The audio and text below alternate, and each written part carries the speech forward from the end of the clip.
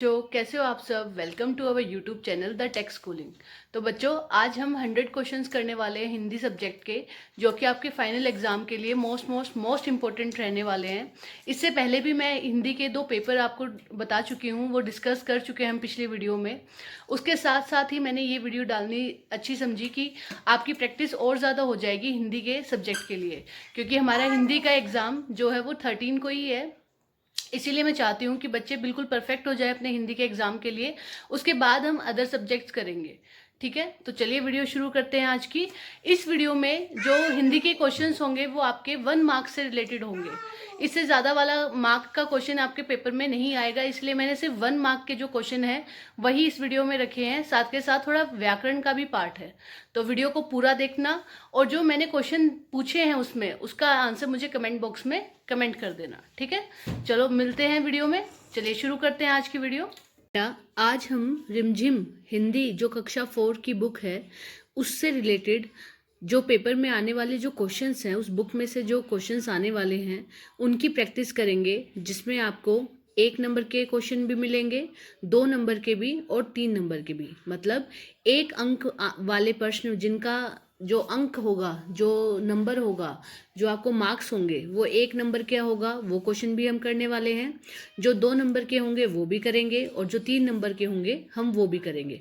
और उसके साथ साथ हम व्याकरण का भी कुछ पार्ट करेंगे। ठीक है, तो चलिए शुरू करते हैं।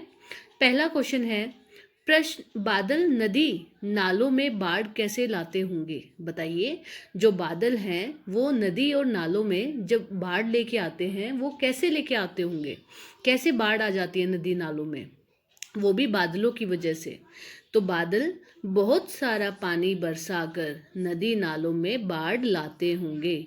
बादल अपने साथ बहुत सारा पानी लाते होंगे, जिससे पानी को वो बरसा देते हैं और उस पानी से नदी और नाले भर जाते हैं और बाढ़ आ जाती है।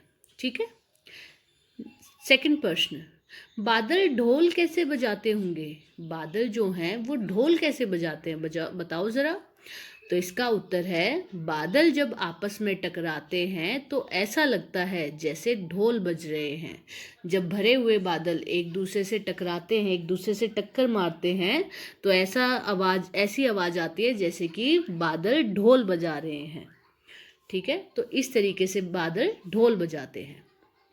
प्रश्न थर्ड, साल के किन किन महीनों में ज़्यादा बादल छाते हैं? बताइए, साल के वो कौन से महीने होते हैं जिस समय आसमान में बादल काफ़ी दिखाई देते हैं और वो बिल्कुल छा जाते हैं, काले हो जाते हैं, बारिश करने के लिए उतावले हो जाते हैं? वो महीना कौन कौन सा होता है?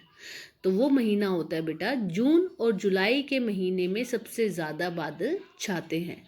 सबसे ज़्यादा जो बादल घिर घिर के आ जाते हैं वो आपके जून और जुलाई के महीने में, और इनफैक्ट सितंबर के महीने में भी ये सबसे ज़्यादा आते हैं। ठीक है, नेक्स्ट क्वेश्चन है क्वेश्चन नंबर 4, क्या बादल सचमुच काले होते हैं? क्या बादलों का रंग सचमुच काला हो जाता है? क्या हम ये कहते हैं कि बादल काले हो गए, क्या वो सही में रंग काला कर लेते हैं? बादल सचमुच काले नहीं होते हैं, ये तो पानी की भाप से बनी बूंदों के कारण काले दिखाई देते हैं। बादलों का खुद का रंग कभी काला नहीं होता, बल्कि उसमें जो पानी भरा रहता है उससे जो भाप निकल के बूंदें बनती हैं वो बादलों को क्या दिखा देती हैं? काला दिखा देती हैं। वो बादलों का रंग क्या कर देती हैं? काला कर देती हैं, जिससे हमें बादल क्या दिखाई देते हैं? काले दिखाई देते हैं। नेक्स्ट प्रश्न, प्रश्न 5, कविता में बादलों को क्या क्या कहा गया है? बताओ, बादलों में कविता को क्या क्या बोला गया है? क्या क्या बोला गया है बादलों को कविता में? कविता में बादलों को भोले, मतवाले, जिद्दी, शैतानी व तूफानी कहा गया है। कवि ने कहा है कि बादल क्या हैं? भोले भी हैं, मतवाले भी हैं, जिद्दी भी हैं, शैतानी भी हैं और तूफानी भी हैं। ये सब उन्होंने बादलों के नाम दिए हैं कविता में। नेक्स्ट प्रश्न, अकबर ने बीरबल से ख्वाजा सारा का पहला प्रश्न क्या पूछा? जो अकबर थे उन्होंने बीरबल से ख्वाजा सारा का जो पहला प्रश्न पूछा वो प्रश्न क्या था? बताइए। अकबर ने बीरबल से ख्वाजा सारा का पहला प्रश्न पूछा कि संसार का केंद्र कहाँ है। उन्होंने पूछा कि बताओ संसार का केंद्र कहाँ पर है। ये अकबर ने बीरबल से ख्वाजा सारा से पहला प्रश्न पूछा था। नेक्स्ट प्रश्न, प्रश्न 7। बीरबल ने पहले प्रश्न का क्या उत्तर दिया। बीरबल ने पहला प्रश्न जो पूछा गया था उनसे, उसका उत्तर क्या दिया। उन्होंने उसका उत्तर क्या दिया। कहा, बीरबल ने अपनी छड़ी जमीन में गाड़ते हुए कहा कि यही स्थान चारों ओर से दुनिया के बीच पड़ता है, कि ये जो मैंने जहाँ छड़ी गाड़ी है यही वो स्थान है जो बिल्कुल बीच में पड़ता है दुनिया के। तो उन्होंने संसार का केंद्र बता दिया। उनसे प्रश्न पूछा गया था कि बताओ संसार का केंद्र कहाँ है, तो उन्होंने अपनी छड़ी को गाड़ते हुए ज़मीन में बता दिया कि दुनिया का जो केंद्र है वो यहीं पर है। नेक्स्ट प्रश्न, प्रश्न 8। अकबर ने बीरबल से ख्वाजा सारा का दूसरा प्रश्न क्या पूछा। अकबर ने बीरबल से ख्वाजा सारा का जो दूसरा प्रश्न था वो क्या पूछा था। उन्होंने पूछा था कि बताओ बीरबल कि आकाश में कितने तारे हैं। अकबर ने बीरबल से जो क्वेश्चन पूछा था ख्वाजा सारा का, वो ये पूछा था कि बताओ कि आकाश में कितने तारे हैं। नेक्स्ट प्रश्न, प्रश्न 9। बीरबल ने दूसरे प्रश्न का उत्तर क्या दिया फिर। उन्होंने इस क्वेश्चन का क्या उत्तर दिया कि आसमान में कितने तारे हैं। बीरबल ने कहा कि इस भेड़ के शरीर पर जितने बाल हैं उतने ही आसमान में तारे हैं। उन्होंने एक भेड़ की तरफ इशारा करते हुए कहा कि इस भेड़ के शरीर पर जितने भी बाल हैं उतने ही आसमान में क्या हैं, तारे हैं, उतने ही आसमान में तारे चमक रहे हैं। नेक्स्ट प्रश्न, प्रश्न 10। अकबर ने बीरबल से ख्वाजा सारा का तीसरा प्रश्न क्या पूछा। बताइए, अकबर ने बीरबल से ख्वाजा सारा का जो तीसरा प्रश्न था वो प्रश्न क्या पूछा। अकबर ने बीरबल से ख्वाजा सारा का तीसरा प्रश्न पूछा कि बताओ संसार में कुल आबादी कितनी है, कुल जनसंख्या कितनी है, वो बताओ कितनी जनसंख्या हमारे संसार में रहती है। बीरबल जैसे अन्य हाजिरी जवाब लोगों के नाम बताओ। बीरबल जैसे जवाब देते थे बिल्कुल सटीक, एकदम स्पष्ट, उस तरीके से जो हाजिर जवाब रखते थे, बिल्कुल प्रश्न पूछते ही जो जवाब दे देते थे, कुछ ऐसे लोगों के नाम बताओ जिनको आप जानते हो। तो ऐसे पर लोग और कौन कौन थे। तेनालीरामन, शेख चिली, चाचा चौधरी, गोपाल भांड व लाल बुजगड़। ये सारे क्या थे, बिल्कुल हाजिर जवाब देने वाले, मतलब इनका जो दिमाग चलता था वो एकदम से चलता था। ये कभी भी प्रश्न को देख के या सुन के घबराते नहीं थे, बल्कि उसको सुन के सरल तरीके से, स्पष्ट तरीके से उसका उत्तर देते थे। अगला प्रश्न, मुहावरों के अर्थ लिखो व वाक्य में प्रयोग करो। पहला है कलई खुलना। कलई खुलना का मतलब होता है, इस मुहावरे का अर्थ है किसी का भेद खुल जाना, किसी के बारे में कुछ पता चल जाना, उसे हम कहते हैं कलई खुलना। तो मोहन का झूठ पकड़े जाने पर उसकी कलई खुल गई। जब मोहन का झूठ पकड़ा गया, उसका झूठ जब सबके सामने आ गया तो उसकी कलई खुल गई, मतलब उसका भेद खुल गया। अगला प्रश्न है प्रश्न 13। तूती बोलना। तूती बोलना मुहावरे का अर्थ होता है प्रभाव होना, मतलब किसी पे कोई प्रभाव पड़ना। तो मेहनती इंसानों की हर जगह तूती बोलती है। जो मेहनत करते हैं जो इंसान, उनकी मेहनत हमेशा रंग लाती है, उनकी हमेशा चर्चा हर जगह होती है, उनका प्रभाव हमेशा हर जगह होता है। नेक्स्ट प्रश्न, प्रश्न 14। नाक बोहे सिकोड़ना। नाक को और बोहे, बोहे क्या होती है, आईब्रो को सिकोड़ लेना, ऐसे नाक चढ़ा लेना। मतलब हम नाक कब चढ़ाते हैं, जब हमें कोई चीज़ पसंद नहीं होती है तो हम क्या करते हैं, नाक चढ़ा लेते हैं, मतलब पसंद न आना। रास्ते में गंदगी देखकर निशा ने नाक बो सिकोड़ ली। रास्ते में जब गंदगी देखी निशा ने तो उसने नाक और बोह को सिकोड़ लिया, मतलब उसको वो जगह क्या हुई, पसंद नहीं आई। नेक्स्ट प्रश्न, प्रश्न 15। दिनेश क्या खोज रहा था? दिनेश क्या खोज रहा था बताओ? दिनेश गेंद खोज रहा था। दोपहर के समय जब उसको एक आवाज़ आई थी बगीचे की तरफ, तो वह वहाँ क्या खोज रहा था? वह एक गेंद खोज रहा था। नेक्स्ट प्रश्न, प्रश्न 16। दिनेश को कैसे पता चला कि गेंद दीपक की नहीं हो सकती? दीपक की गेंद 5 महीने पहले खोई थी, परंतु यह गेंद एकदम नई और चमचमाती हुई थी। दीपक को पता था कि जो दिनेश को पता था कि जो दीपक की गेंद है वो आज से 5 महीने पहले खोई थी, जबकि दिनेश को तो ये गेंद आज मिली थी अपने बगीचे में, और ये बिल्कुल नई थी, चमचमाती हुई थी, तो ये गेंद तो उसकी नहीं हो सकती है। देखते हैं बेटा नेक्स्ट प्रश्न क्या है। प्रश्न 17। दीपक बार बार गेंद को अपनी क्यों बता रहा था? बताइए, दिनेश को दीपक बार बार क्यों कह रहा था कि यह गेंद मेरी है? क्योंकि वह गेंद को हर हाल में पाना चाहता था। क्योंकि दीपक हमेशा से चाहता था कि जो भी नई चीज़ आए वो हमेशा पहले मुझे मिले।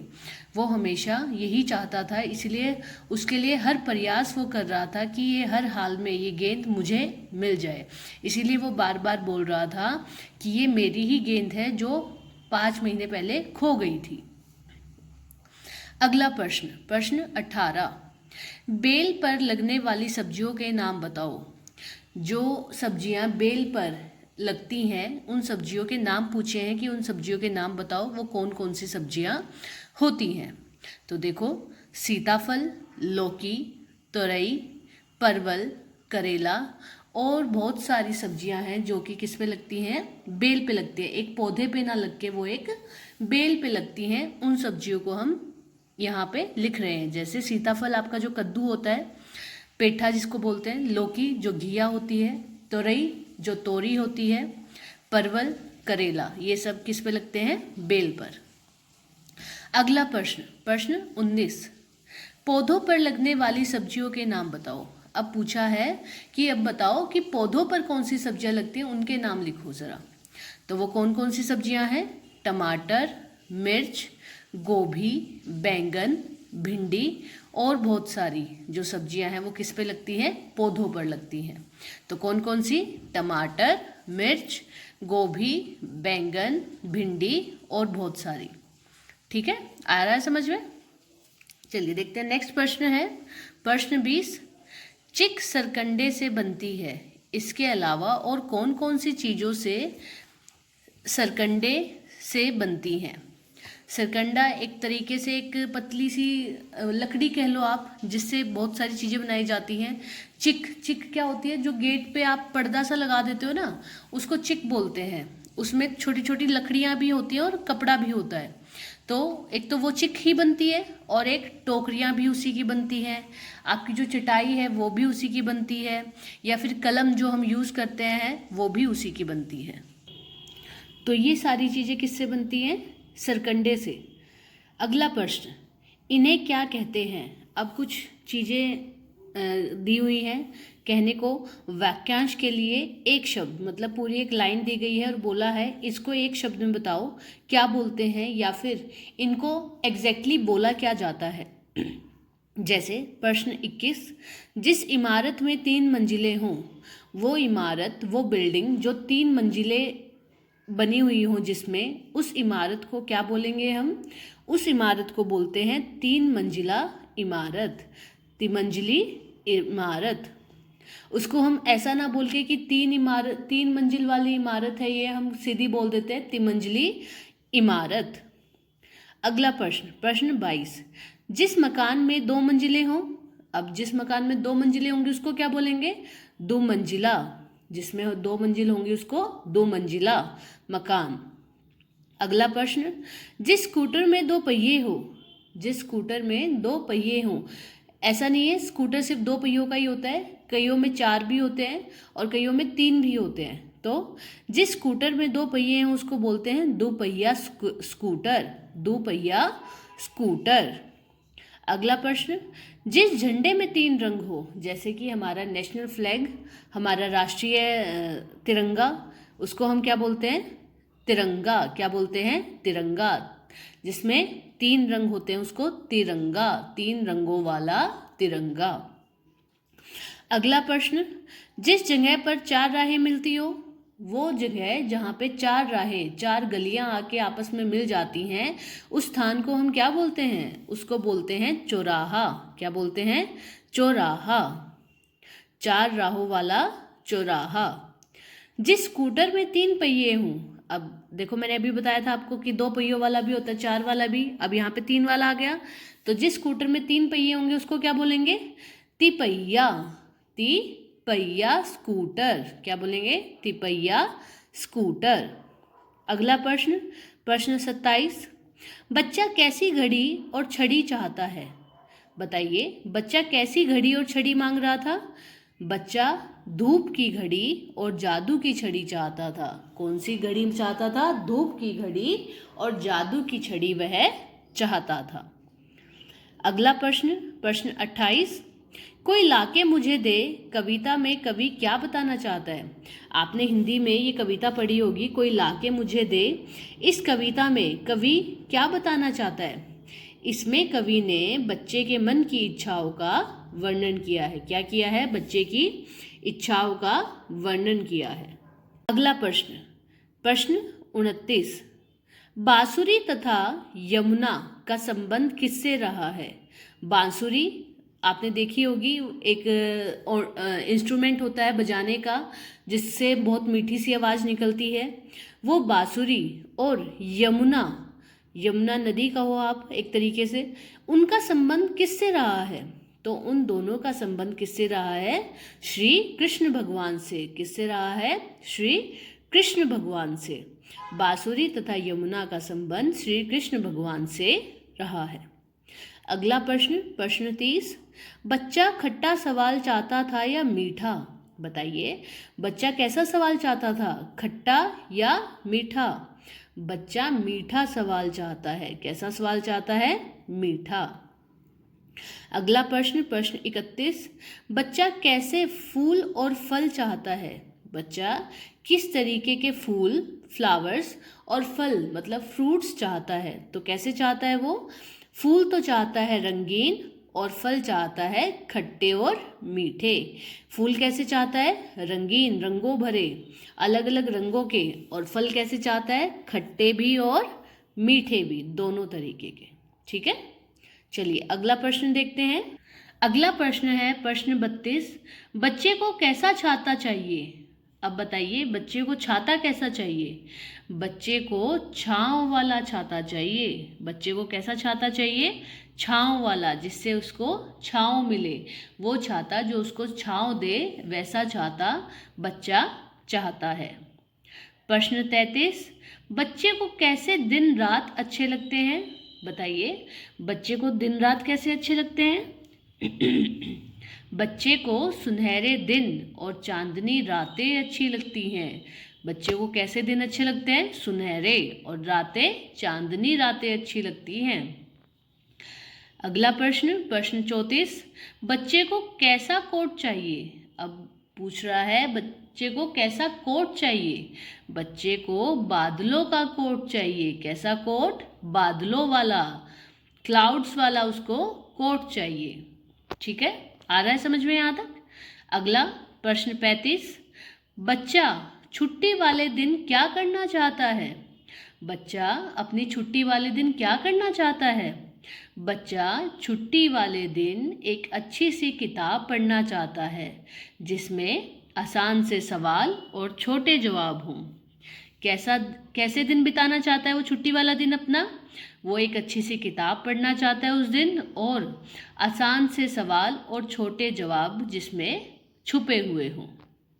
ठीक है, अगला प्रश्न, प्रश्न 36, पापा के बताए गए कामों में से तुम्हें सबसे अच्छा काम कौन सा लगता है?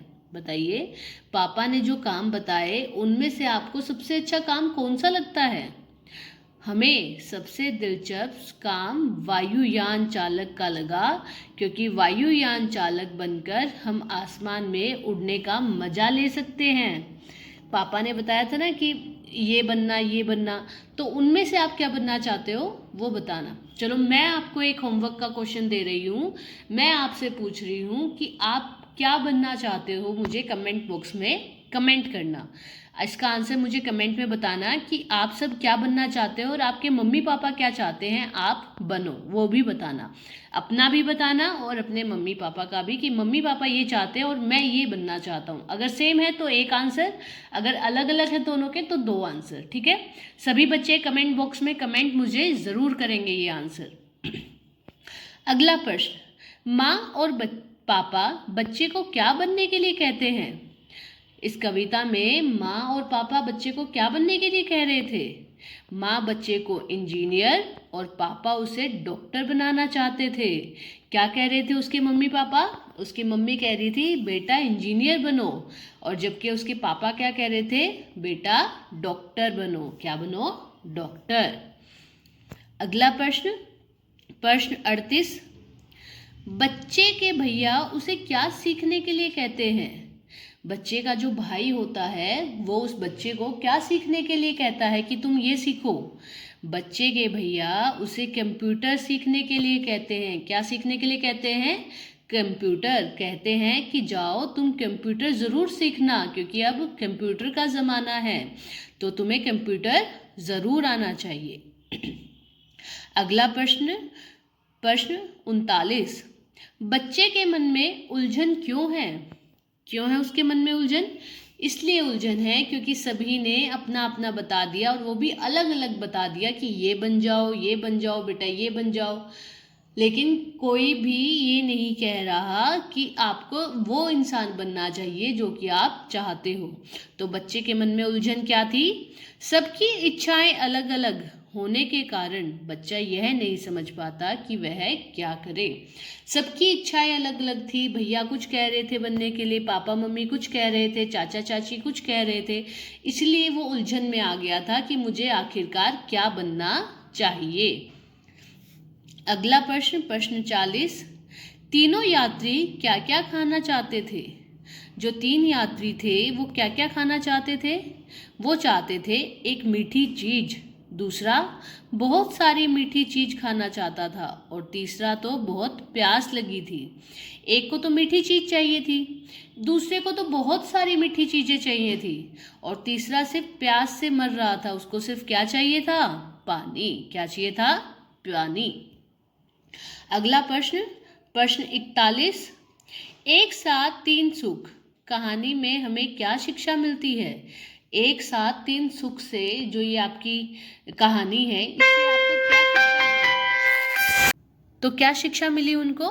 इस कहानी से उनको शिक्षा मिली, इस कहानी से हमें यह शिक्षा मिलती है कि हमें धैर्य रखकर बुद्धि से काम लेना चाहिए। मतलब हमें थोड़ा पेशेंस रह के, थोड़ा शांत रह के, सोच समझ के बुद्धि से काम लेना चाहिए। ठीक है। अगला प्रश्न, प्रश्न 42, नसरुद्दीन के दोस्त का क्या नाम था? नसरुद्दीन के दोस्त का नाम बताओ, जो उनसे मिलने आया था, उनके घर रहने आया था, उसका नाम क्या था? नसरुद्दीन के दोस्त का नाम जमाल साहब था। क्या नाम था? जमाल साहब। अगला प्रश्न, जमाल साहब ने घूमने से क्यों मना कर दिया था? जो नसरुद्दीन के दोस्त थे जमाल साहब, उन्होंने घूमने से मना क्यों किया था?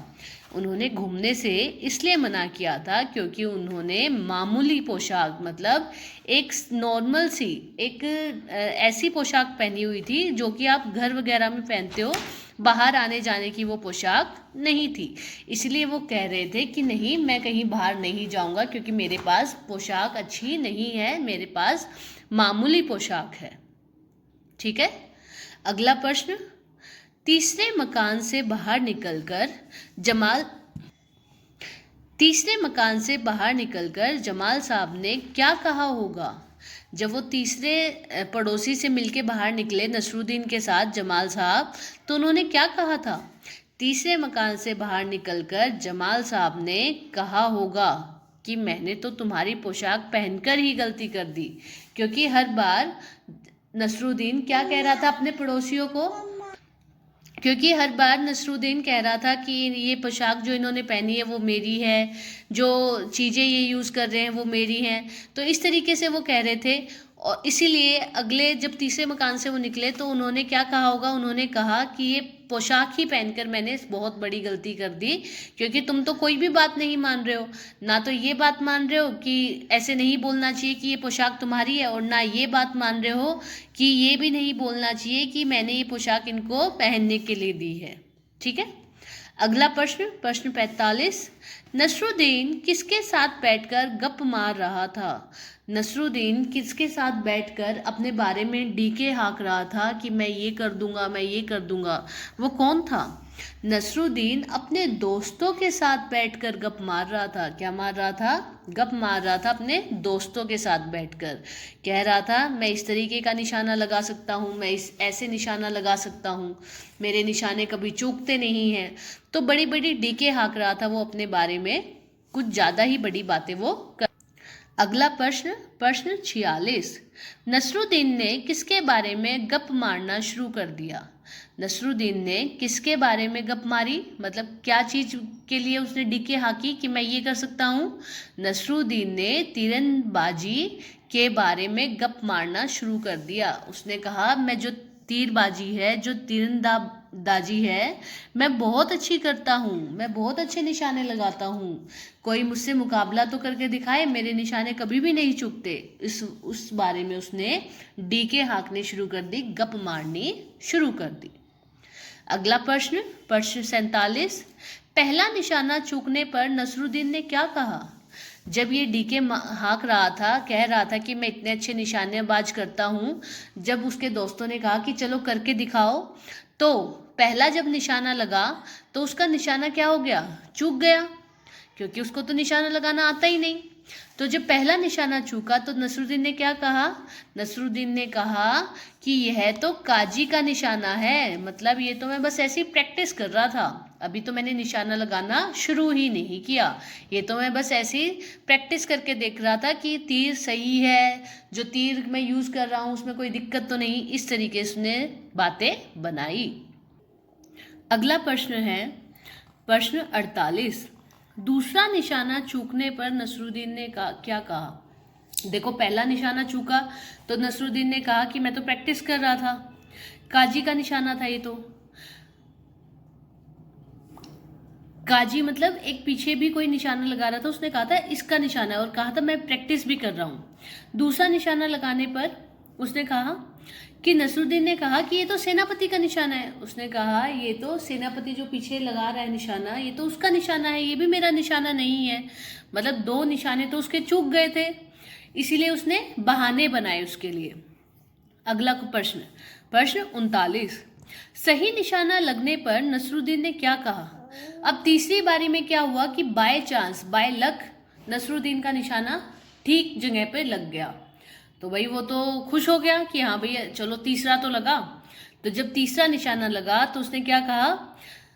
नसरुद्दीन ने कहा कि यह निशाना मेरा है, कि ये जो निशाना लगा है अब सही बिल्कुल, ये निशाना मेरा है, ये मैंने मारा है, ये तीर मैंने चलाया है, ये किसी का तीर नहीं है।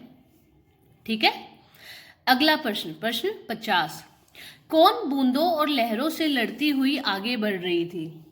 कौन थी वो जो बूंदों से और लहरों से लड़ के आगे बढ़ रही थी? वो थी कागज की नाव। कौन थी? कागज की नाव, जो कि बूंदों और लहरों से लड़कर आगे बढ़ती चली जा रही थी। अगला प्रश्न, प्रश्न 51, किसकी गुल्लक भारी है और किसकी गुल्लक हल्की?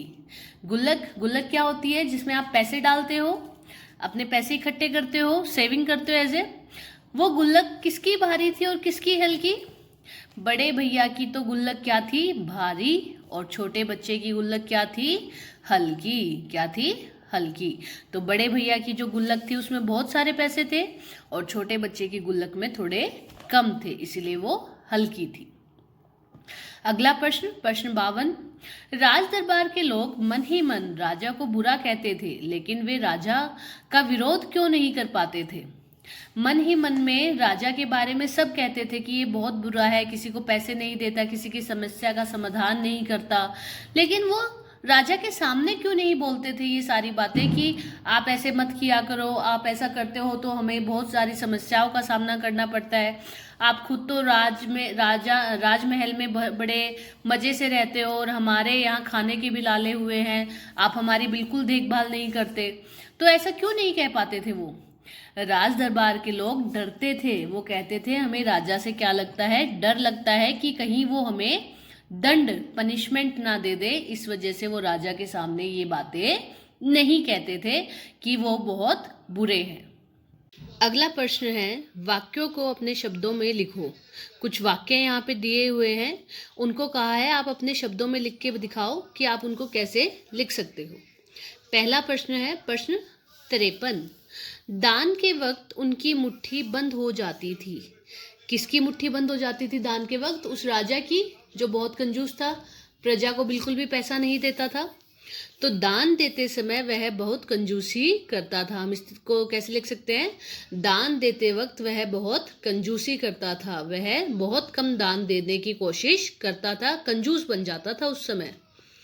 अगला प्रश्न 54, हिसाब देखकर मंत्री का चेहरा फीका पड़ गया। हिसाब देखकर मंत्री का चेहरा फीका पड़ गया मतलब उसकी हवाइयाँ उड़ गई, उसको कुछ समझ में नहीं आया कि ये कैसे हो गया। हिसाब देखकर मंत्री घबरा गया। क्या हो गया? हिसाब देखने के बाद मंत्री डर गया, घबरा गया, घबराहट हो गई उसको कि ये क्या हुआ। अगला प्रश्न 55, सन्यासी की बात सुनकर सभी की जान में जान आई। जब उन्होंने सन्यासी की बात सुनी तो सबकी जान में जान आई। तो सन्यासी ने क्या बात कही थी? सन्यासी की बात सुनकर सबको क्या मिल गई थी? राहत। क्या मिल गई थी?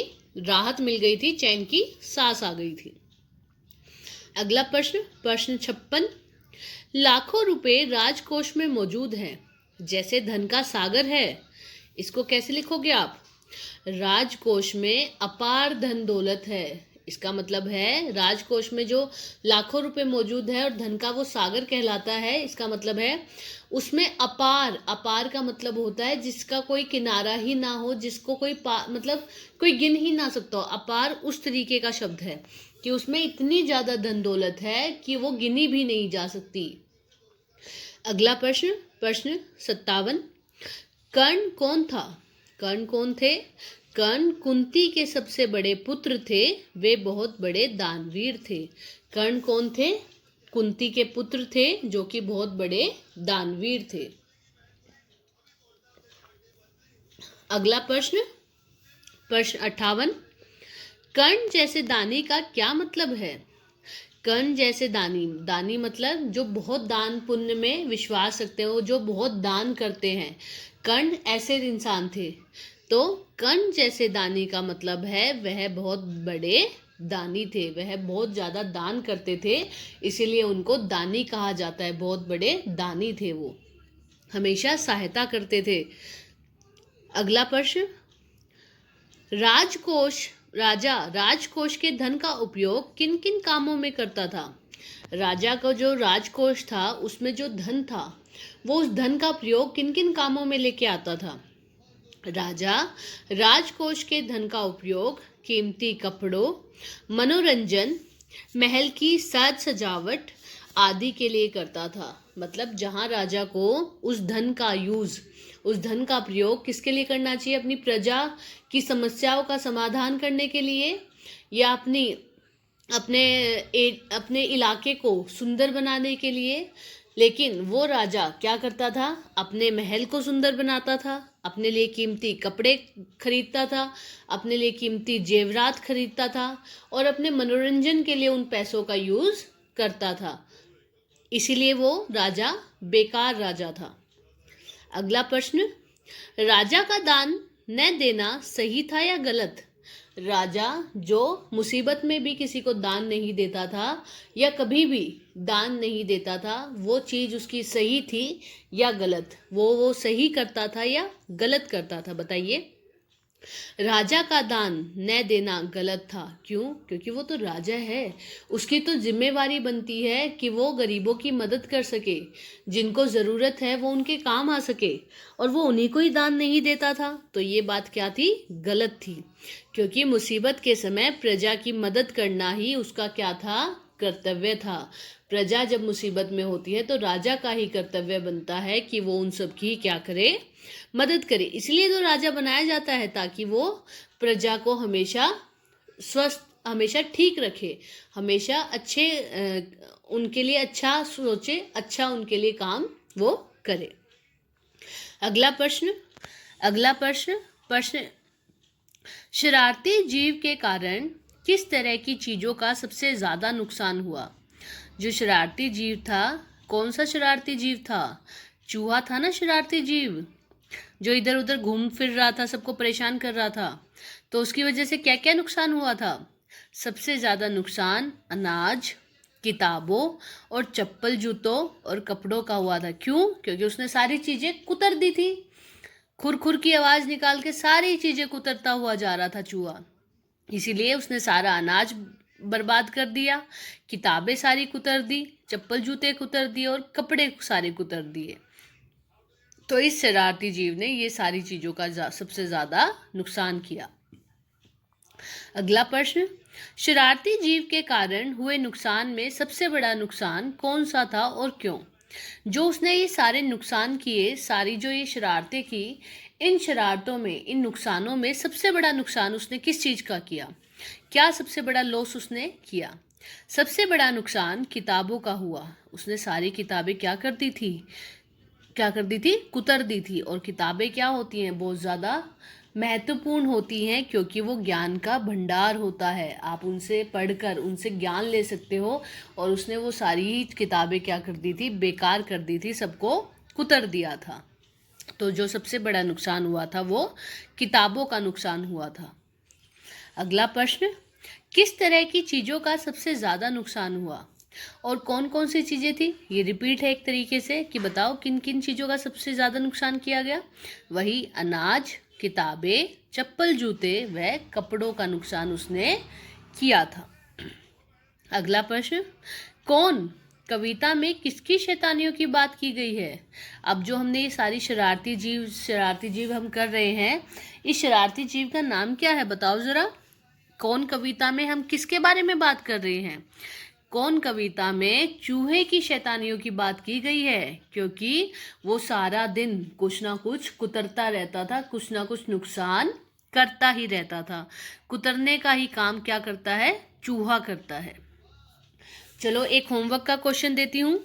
ऐसे 4 जीवों के नाम बताओ जो कि चीज़ों को कुतरते हैं या अपना खाना कुतर कर खाते हैं। ऐसे 4 जीवों के नाम मुझे कमेंट बॉक्स में कमेंट करना, ठीक है? अगला प्रश्न कबाड़ी क्या क्या सामान खरीदते हैं? जो कबाड़ी होते हैं वो सामान क्या क्या खरीदते हैं? कौन कौन सा कबाड़ वो खरीदते हैं? पहली बात, कबाड़ी किसको बोलते हैं? जो हमारे घरों का या आसपास के इलाकों का कबाड़, वेस्टेज चीज़, जो बिना काम की चीज़ होती है हमारे घरों में, जिसको अब हम यूज़ नहीं करते, उसको खरीद कर ले जाते हैं। तो कबाड़ी पुराने अखबार, प्लास्टिक, किताबें, रद्दी, गत्ता, लोहा, रबड़, कांच से बनी चीज़ें सारी की सारी खरीद लेते हैं, जो भी पुरानी होती हैं या जो भी हम यूज़ नहीं करते, जिसको भी हम इस्तेमाल नहीं करते, वो सारी की सारी चीज़ें कबाड़ी खरीद लेता है। अगला प्रश्न तुम्हारे घर से सामान ले जाकर कबाड़ी उसका क्या करते हैं? जो हमारे घरों से कबाड़ी सामान ले जाते हैं, उस सामान का ले जाकर वो आखिरकार करते क्या है उस सामान का? कबाड़ी पुराने सामान को अलग अलग फैक्ट्रियों में बेच देते हैं। जो सामान जैसा होता है उसको अलग अलग कर कर, जैसे किताबें अलग, पेपर अखबार अलग, प्लास्टिक अलग, लोहा अलग, अच्छा और चीज़ें सारी अलग अलग छाट देते हैं, फिर अलग अलग फैक्ट्रियों में उनको जाकर बेच देते हैं। फिर उन्हीं की दोबारा से उनको नया बनाकर वो मार्केट में चीज़ें बेची जाती हैं। तो कबाड़ी क्या करता है? पुराने सामान को अलग अलग फैक्ट्रियों में बेच देते हैं, वहाँ उनको गलाकर, उनको क्या कर देते हैं, उन पुरानी चीज़ों को गला देते हैं, पिघला देते हैं और फिर से नई चीज़ें बना दी जाती है। उसको गलाकर फिर से नई चीज़ एक बना दी जाती है। ठीक है। अगला प्रश्न, अगर कबाड़ी घर का कबाड़ न खरीदे तो क्या होगा? अगर जो ये कबाड़ी होते हैं हमारे घर से कबाड़ ना खरीद कर लेके जाएं तो क्या होगा उसका क्या नतीजा होगा? हमारे घर में बहुत सारी ऐसी चीज़ें इकट्ठी हो जाएंगी जो कि हमारे किसी काम की नहीं होती और हमारा घर गंदा लगने लग जाएगा। सारे घर में गंदगी दिखने लग जाएगी, हर जगह कबाड़ दिखने लग जाएगा। तो कबाड़ी यदि यह कबाड़ न खरीदे तो हमारे घर में चारों तरफ कबाड़ ही कबाड़ इकट्ठा हो जाएगा और सारे घर में गंदगी फैल जाएगी। ठीक है। अगला प्रश्न, चूहे के अलावा और कौन कौन से जीव हमारे घर में घुस आते हैं? बताओ, चूहे के अलावा घरों में और कौन कौन से जीव पाए जाते हैं?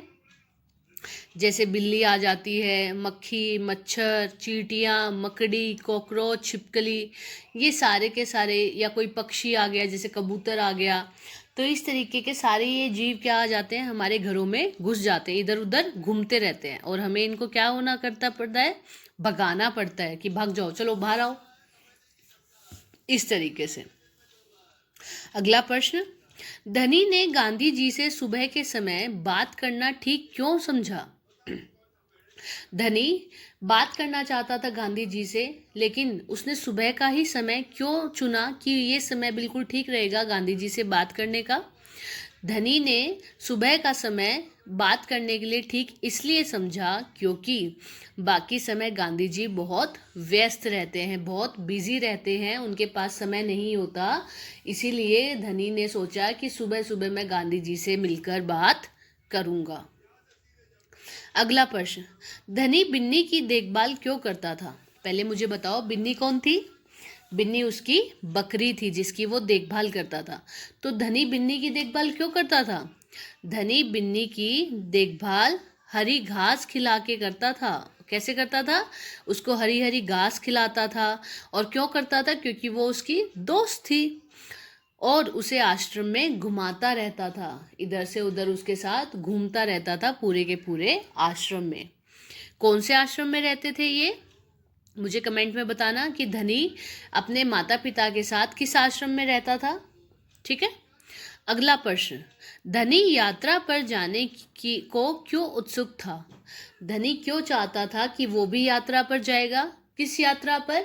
वो यात्रा जो गांधी जी साबरमती आश्रम से दांडी तक करने वाले थे, वो चाहता था कि उस यात्रा में उसके पिताजी के साथ वो भी साथ जाए। तो वो क्यों उत्सुक था उस यात्रा के लिए? क्योंकि वो चाहता था, देखना चाहता था कि गांधी जी नमक कैसे बनाएंगे। वो ये देखना चाहता था कि जो गांधी जी जो नमक का कानून तोड़ने वाले, वो चाहता था कि जो गांधी जी नमक बना के कानून तोड़ने वाले हैं वो बनना वो कैसे बनता है वो वह देखना चाहता था। इसलिए वो उस यात्रा के लिए क्या था, उत्सुक था। अगला प्रश्न, गांधी जी ने धनी को यात्रा पर न जाने के लिए कैसे मनाया?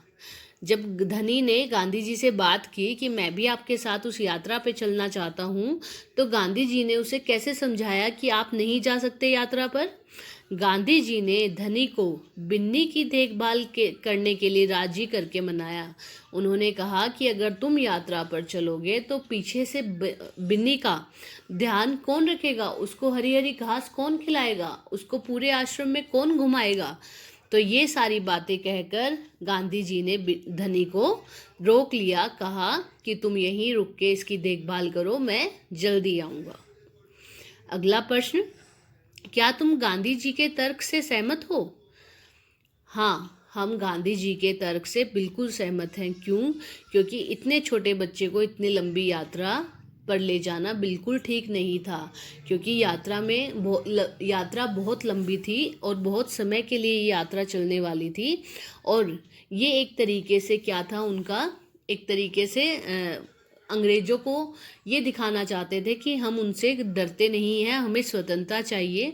तो ये एक इस तरीके का टॉपिक था जिसमें बच्चों को इन्वॉल्व नहीं करना चाहिए। इसलिए गांधी जी ने ठीक कहा कि हाँ, तुम यहाँ रहो आश्रम में, बिन्नी की देखभाल करो, हम जल्दी आएंगे। और वो छोटे बच्चों को नहीं लेके गए। ये हम उनकी बात से बिल्कुल सहमत हैं। ठीक है। अगला प्रश्न है, बच्चों ने खाने पीने की चीज़ें छीके में क्यों रखी?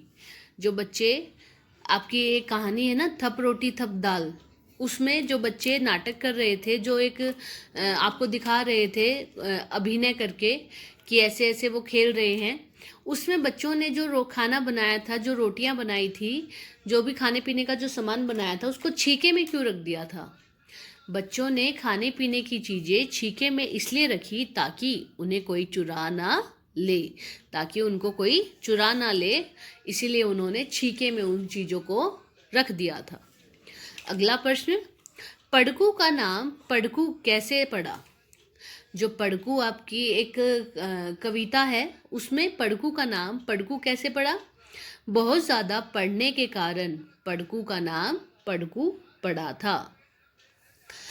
अगला प्रश्न, निम्न वाक्य को अपने शब्दों में लिखें। जैसे ये वाक्य दिए गए हैं, इनको आप किस तरीके से सरल करके अपनी भाषा में लिख सकते हो, वो कहा है लिखने के लिए। हाँ, जब बजती ही नहीं दौड़कर तनिक पूछ धरता हूँ। जब घंटी नहीं बजती है तो दौड़कर पूछ पकड़ लेता हूँ। अगला प्रश्न, मगर बूंद भर तेल सांझ तक भी क्या तुम पाओगे? मगर शाम तक क्या तुम एक बूंद तेल भी पा सकोगे? अगला प्रश्न, सीखा बैल को इसने रखा, निश्चय कोई ढब है। इसमें इस लाइन में क्या कह रहे हैं? इसमें ज़रूर बैल का कोई तरीका सिखा रखा है। इसने ज़रूर बैल को कोई ना कोई तरीका सिखा रखा है, इसलिए वो हमेशा जब भी वो रुक जाता है तो उसको पता चल जाता है, और जब वो चलने लग जाता है तब भी उसको पता रहता है। जहाँ न कोई बात वहाँ भी नई बात घड़ते थे। कहने का मतलब ये है, जहाँ कोई बात भी नहीं होती थी फिर भी वहाँ कोई ना कोई नई बात बन ही जाती थी, अक्सर लोग बना ही लेते थे। अगला प्रश्न, मुहावरों के अर्थ लिखकर वाक्य में प्रयोग करें।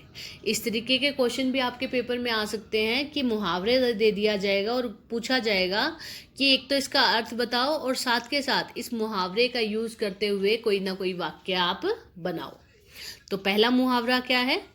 कोल्हू का बैल। कोल्हू का बैल क्या होता है? कोल्हू का बैल कहते हैं उसको जो बहुत ज़्यादा मेहनत करता है, जो कड़ी मेहनत करता है, उसको हम क्या बोलते हैं? कोल्हू का बैल। रामू सुबह से शाम तक खेत में काम करता है, वह तो कोल्हू का बैल बना हुआ है।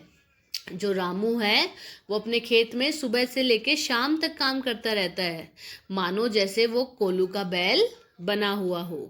अगला, दिन रात एक करना। कहते हैं ना, ये समय है दिन रात एक कर दो।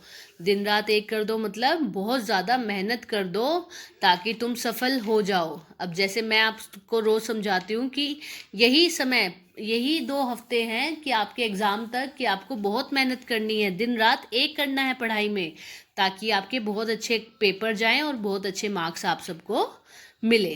तो दिन रात मेहनत करना, दिन रात एक करना मतलब बहुत मेहनत करना। इसका वाक्य क्या होगा?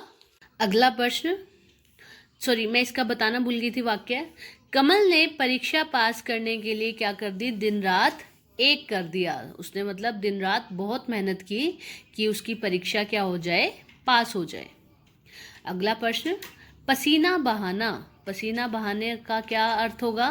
पसीना बहाना मतलब भी मेहनत करना। पसीना कब निकलता है? जब आप मेहनत करते हो, चाहे वो किसी भी चीज़ में मेहनत करते हो। तो पसीना बहाने का अर्थ क्या होगा? मेहनत करना।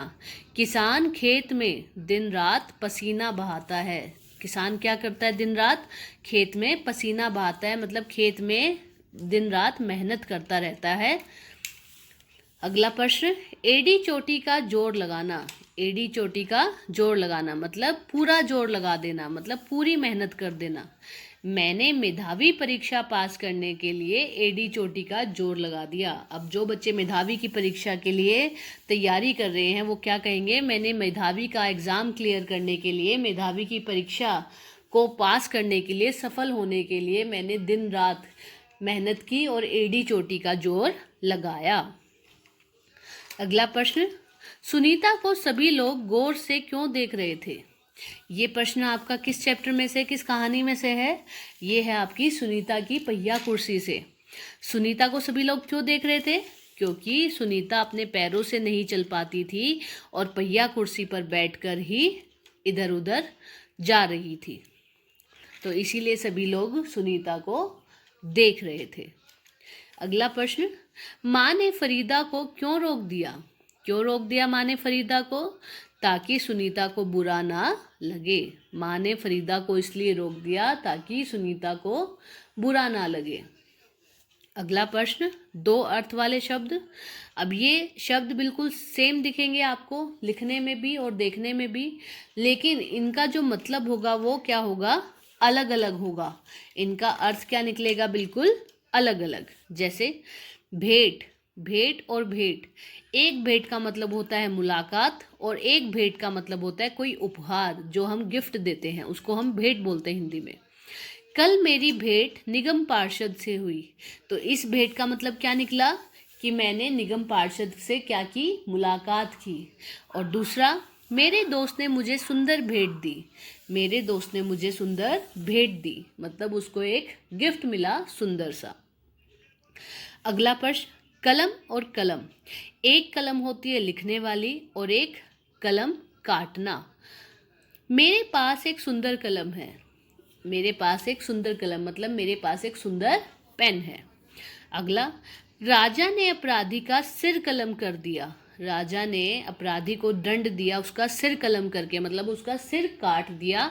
तो उस कलम का भी क्या मतलब होता है, काटना। और एक कलम का मतलब होता है लिखने वाली जो पेन होती है उसको भी हम क्या बोलते हैं, कलम। अगला, हल और हल। एक हल वो जो खेत में चलाते हैं हम, और एक हल जो हम सॉल्यूशन खोजते हैं ना कि इसका सॉल्यूशन निकाल दिया, उसको भी हम क्या बोलते हैं, हल। जैसे किसान खेत में हल चलाता है। एक हल तो वो जो किसान खेत में हल चला के खेत को जोतता है, और दूसरा, कोई भी छात्र उस सवाल को हल नहीं कर पाया। कोई भी छात्र उस सवाल का सॉल्यूशन निकाल नहीं पाया, तो वो भी क्या होगा, एक हल। ठीक है, अगला देखते हैं। पत्र और पत्र। एक पत्र मतलब चिट्ठी और एक पत्र मतलब पत्ते। पत्ते को भी पत्र बोलते हैं। तो चिट्ठी के लिए, मोहन ने अपने मित्र को पत्र लिखा। मोहन ने क्या लिखा, अपने मित्र को पत्र लिखा, तो उसको हम क्या बोलेंगे, चिट्ठी लिखी मतलब। और एक पत्र जो पत्तों के लिए यूज होता है, पेड़ों के पत्रों को नहीं तोड़ना चाहिए। पेड़ों के पत्रों को हमें क्या नहीं करना चाहिए, तोड़ना नहीं चाहिए। इस पत्र का क्या मतलब है, पत्ते। अगला प्रश्न, भीखू भाई हर बार कम दाम क्यों देना चाहता था? जो भीखू भाई था वो हर बार क्यों कम दाम करता था कि ये एक चीज़ भी कम दाम में ले लूँ, कम पैसे में ले लूँ? भीखू भाई इसलिए करता था क्योंकि वो बहुत बड़ा कंजूस था। वो बहुत कंजूस आदमी था, इसलिए हमेशा हर चीज़ के दाम कम करवाता रहता था। अगला प्रश्न, भीखू भाई को क्या नारियल सचमुच मुफ्त में ही मिला? भीखू भाई को जो नारियल मिला, क्या वो सचमुच ही मुफ्त में मिला था? नहीं, भीखू भाई का मेहनताना नारियल की कीमत से कहीं ज़्यादा था। उसके लिए उन्हें बहुत परेशान होना पड़ा था।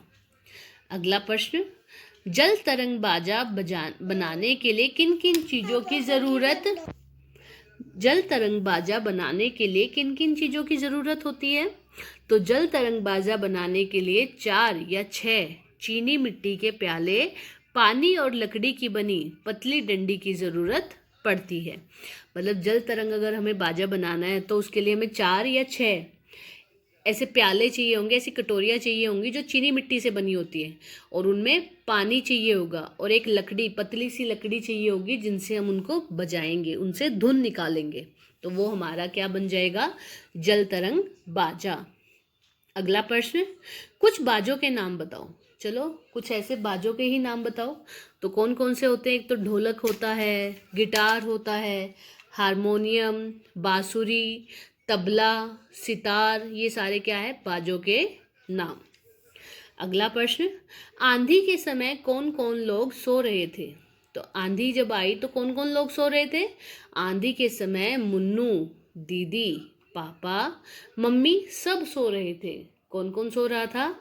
मुन्नू भी सो रहा था, दीदी भी सो रही थी, पापा और मम्मी दोनों सो रहे थे। अगला प्रश्न, आंधी ने क्या क्या गिरा दिया? जब आंधी आई तो उसने क्या क्या गिरा दिया था? आंधी ने क्या क्या गिराया? आंधी ने पेड़ों की डालियां, फूस का छप्पर और टीन गिरा दिया। आंधी ने छत के खपरेल को भी सरका दिया था। आंधी ने पेड़ों को हिलाया, पेड़ों की डालियों को तोड़ा, फूस का छप्पर जो टेम्परेरी सी जो छत बनी होती है वो भी हिला दी, और साथ साथ टीन भी गिरा दी, और जो छत होती है उस पे जो टीन गिरी होती है उसको भी थोड़ा सा हिला दिया था। आंधी इतनी तेज आई थी। आंधी कब और क्या करती हुई आई? आंधी किस समय आई और क्या करती हुई आई? आंधी आधी रात के समय धूल उड़ाती हुई आई। कब आई? आधी रात को धूल उड़ाती हुई आई। अगला प्रश्न, मुन्नू आधी रात के समय क्यों जग गया? मुन्नू की आँख क्यों खुल गई आधी रात को? मुन्नू आधी रात को खटपट की आवाज़ सुनकर जग गया और जल्दी उठकर घर के अंदर चला गया। उसने आवाज़ सुनी खटपट की और वो डर के मारे अंदर भाग गया। कहाँ? घर के अंदर। अगला प्रश्न, जिद्दी बादल क्या करते हैं? जो जिद्दी बादल होते हैं वो क्या करते हैं? जिद्दी बादल अधिक वर्षा करते हैं, अधिक बरसात लाते हैं, अधिक पानी वाले पानी बरसाते हैं।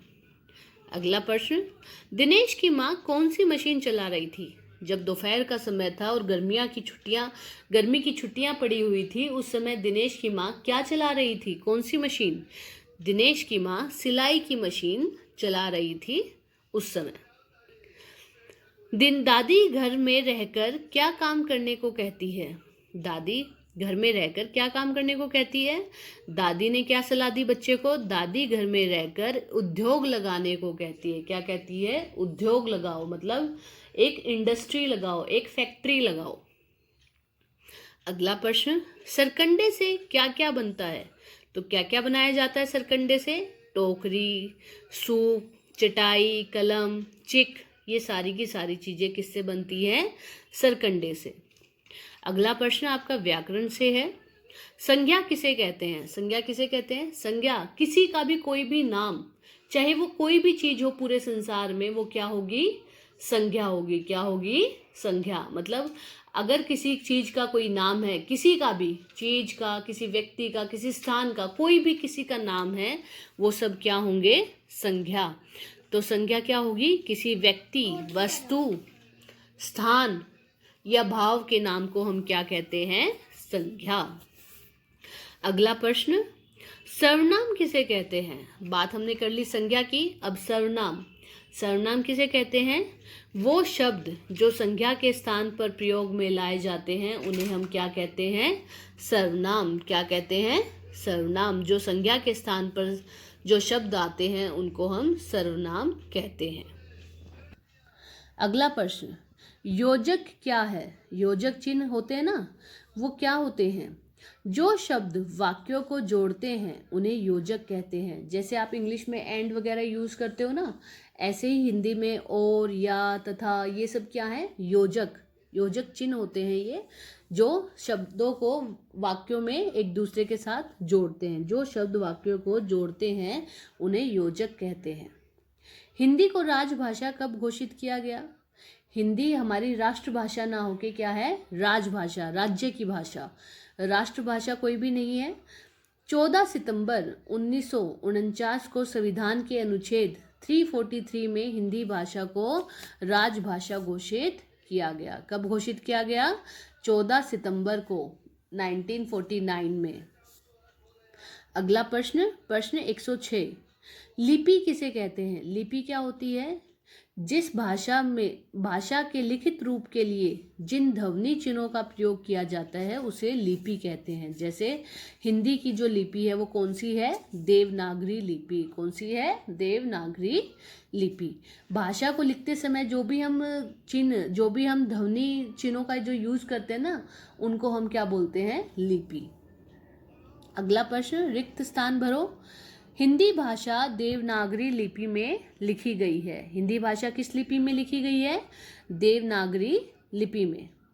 पंजाबी किस लिपि में लिखी गई है? पंजाबी भाषा लिखी गई है गुरुमुखी लिपि में पंजाबी भाषा लिखी गई है। तो क्वेश्चन आ जाए कि बताओ हमारी हिंदी भाषा की लिपि क्या है, तो क्या लिखोगे? देवनागरी लिपि। क्या लिखोगे? देवनागरी लिपि। और पंजाबी भाषा की पूछ लें तो क्या लिखोगे? गुरुमुखी लिपि। क्या लिखोगे? गुरुमुखी लिपि। अगला प्रश्न, उर्दू किस लिपि में लिखी गई है? उर्दू लिखी गई है फारसी लिपि में। किस लिपि में? फारसी लिपि में। अंग्रेजी भाषा किस लिपि में लिखी गई है? अंग्रेजी भाषा लिखी गई है रोमन लिपि में। कौन सी लिपि में? रोमन लिपि में। दीपक की गेंद डैश पहले खोई थी। दीपक की गेंद कितने महीने पहले खोई थी? दीपक की गेंद 5 महीने पहले खोई थी। मन के भोले भोले बादल कविता के कवि का नाम बताइए। तो मन के भोले भोले बादल कविता के कवि कौन थे? कल्पनाथ सिंह। कौन थे? कल्पनाथ सिंह। अगला प्रश्न, हुदहुद अपनी सुंदरता के लिए मशहूर है। हुदहुद किसके लिए मशहूर है? अपनी सुंदरता के लिए। किसके लिए? अपनी सुंदरता के लिए। अगला, 3 यात्रियों को रास्ते में एक डैश मिला। तीनों यात्रियों को रास्ते में क्या मिला था? तीनों यात्रियों को रास्ते में सिक्का मिला था। क्या मिला था? सिक्का। नसरुद्दीन के दोस्त का नाम क्या था? नसरुद्दीन के जो दोस्त उनसे मिलने आए थे उनका नाम क्या था? उनका नाम था जमाल साहब। क्या नाम था? जमाल साहब।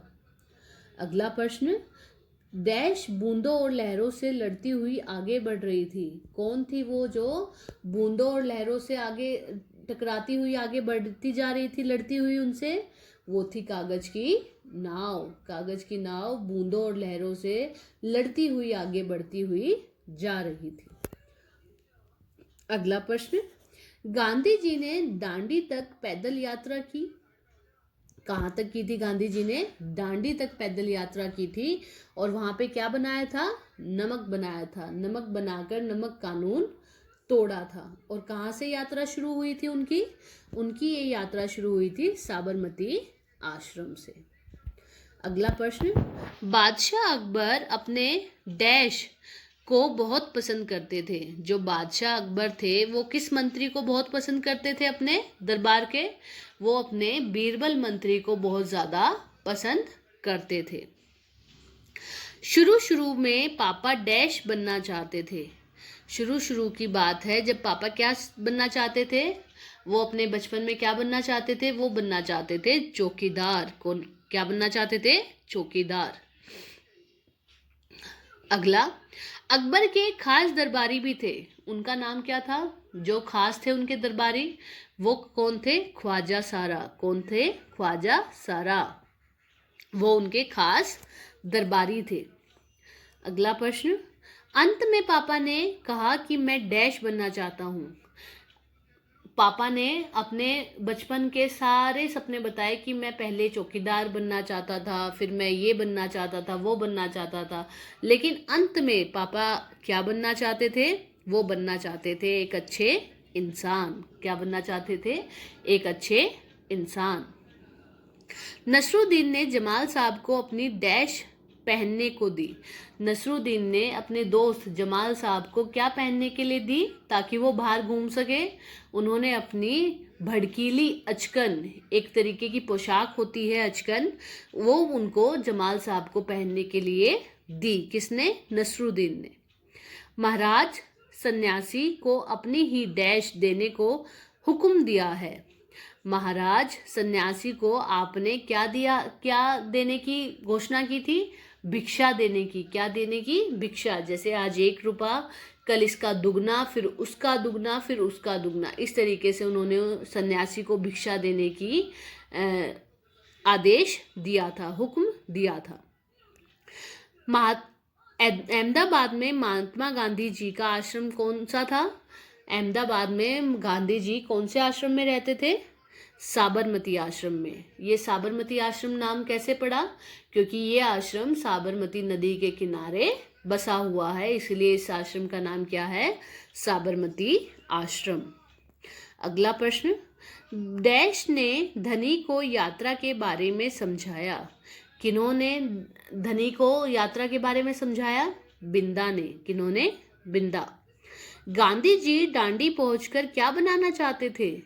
गांधी जी डांडी पहुंचकर नमक बनाना चाहते थे, ताकि वो नमक कानून तोड़ दें। अगला, गांधी का जन्म कहाँ हुआ था? गांधी जी का जन्म पोरबंदर में हुआ था। कहाँ हुआ था? पोरबंदर में। अगला, पढ़कू क्या पढ़ता था? पढ़कू हमेशा तर्कशास्त्र, जिसको आप रीजनिंग बोलते हो ना, वो हमेशा पढ़ता था। और पढ़कू का नाम पढ़कू कैसे पड़ा? क्योंकि वो हमेशा पढ़ता रहता था। पढ़कू की सूझ कविता के कवि का नाम क्या था? जो पढ़कू की सोच एक कविता है, पढ़कू की सूझ जो एक कविता है, उसके कवि कौन है? वो कविता किन्होंने लिखी है? वो कविता लिखी है रामधारी सिंह दिनकर ने। किन्होंने? रामधारी सिंह दिनकर। सुनीता चलने फिरने के लिए डैश की मदद लेती थी।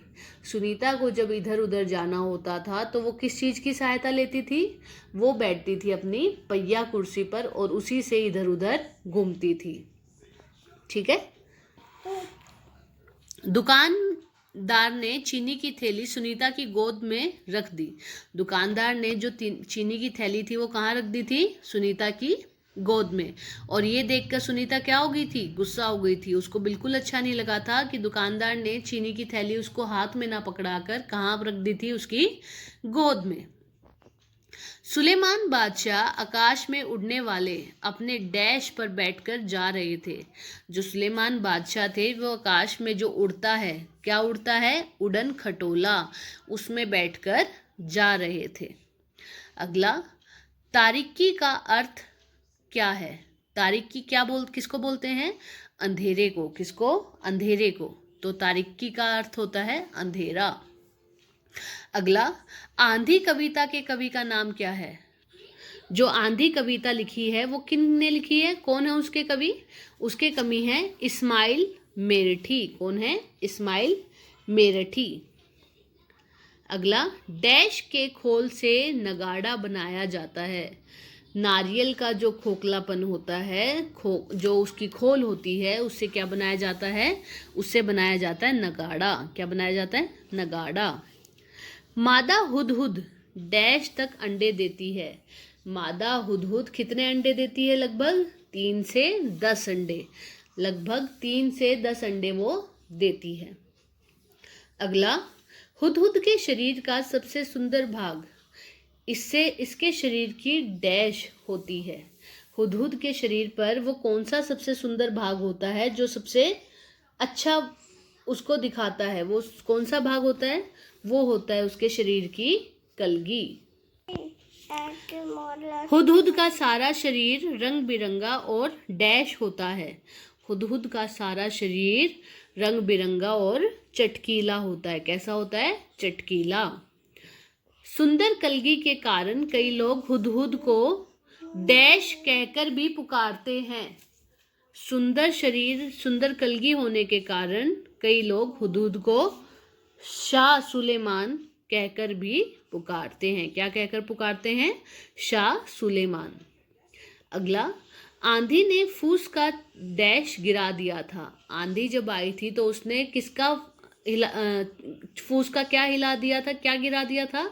फूस का जो छप्पर बना हुआ था, जो एक छत बनी हुई थी, वो उसने गिरा दी थी। अगला, ब्रेल लिपि का आविष्कार किसने किया था? ब्रेल लिपि का जो आविष्कार किया था वो लुई ब्रेल ने किया था। अब मुझे बताओ, जो ब्रेल जो लिपि है वो कौन यूज़ करते हैं? किनको ये ब्रेल लिपि यूज़ करनी होती है अपनी पढ़ाई में? मैंने कल की वीडियो में आपको बताया था, तो मुझे इसका आंसर चाहिए सबका। तो ये आपका लास्ट क्वेश्चन था आज की वीडियो का। तो इतना ही था बेटा आज की वीडियो में। हमने लगभग 100 क्वेश्चंस किए हिंदी के। आप इसको पूरा देखना, एंड तक सभी बच्चे देखेंगे और मुझे जल्दी से होमवर्क के क्वेश्चंस का आंसर दे दो कमेंट में। और वीडियो अगर पसंद आए तो एक लाइक कर देना, जो चैनल पर नए हैं वो चैनल को सब्सक्राइब कर देना। अपने फ्रेंड्स और फैमिली के साथ जितना ज़्यादा हो सके उतना ज़्यादा शेयर करो, ताकि वो बच्चे भी पढ़ सके, अपना फाइनल एग्जाम अच्छे से दे सके। तो चलिए बाय बाय, आज के लिए इतना ही था।